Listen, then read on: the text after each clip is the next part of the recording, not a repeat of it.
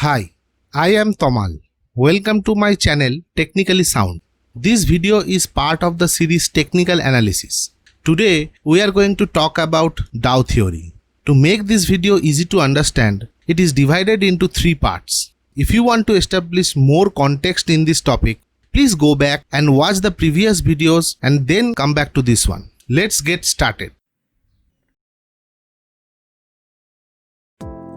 Charles Dow, founder and the first editor of Wall Street Journal, is the father of modern technical analysis.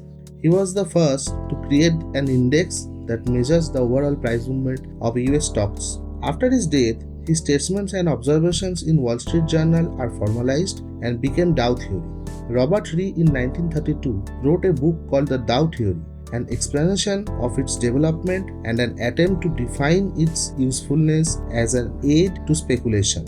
In this book, he describes Dow theory in detail and formalized the tenets of the Dow theory into a series of hypotheses and theorems. Ree represented three hypotheses. The primary trend is inviolate, the averages discount everything, Dow theory is not infallible. The first of these hypotheses dealt with the notion of manipulation. Although he believed that the secondary and the minor day-to-day motion of the stock market averages could possibly be manipulated, he claimed that the primary trend is inviolate.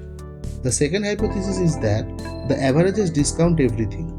It is because prices are the result of people acting on their own knowledge, interpretation of the information and expectations. The third hypothesis is that Dow theory is not infallible. Because of this, investment requires serious and impartial study. These three hypotheses are like those of technical analysis today. They show how predictive Dow was and how universal and persistent his theories have been. As markets have become more efficient, there is some questions about how much manipulation can and has occurred. Recent untruths by major corporations concerning their earnings have shown that the desire to manipulate still exists. Dow's tenet, however, stated that the primary direction of stock prices could not be manipulated and therefore should be the primary focus of all serious investors. Dow theorems. First theorem of Dow theory is that the ideal market picture consists of an uptrend, top, downtrend and a bottom, interspersed with retracements and consolidations. This market picture, of course, is never seen in its ideal form.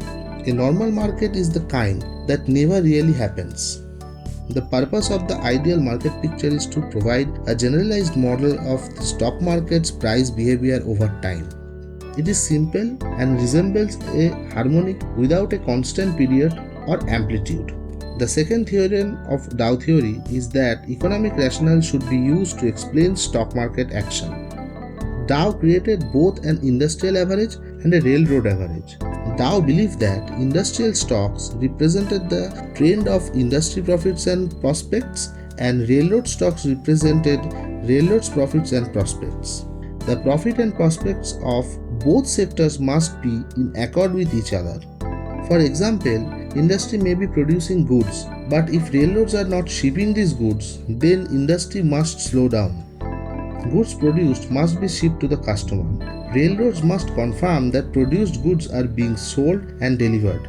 Today, of course, the railroad averages has been changed to the transportation average to represent airlines, truckers, and other means of shipping goods.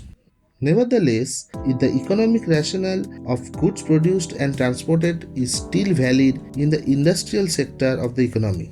Where Dow's economic rationale differs from the present is in the service and technology sectors that have become larger in dollar volume than the industrial sector.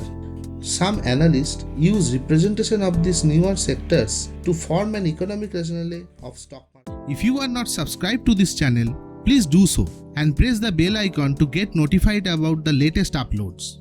Feel free to provide your reactions, suggestions and questions you might have in the comment section below. And as always, thanks for watching.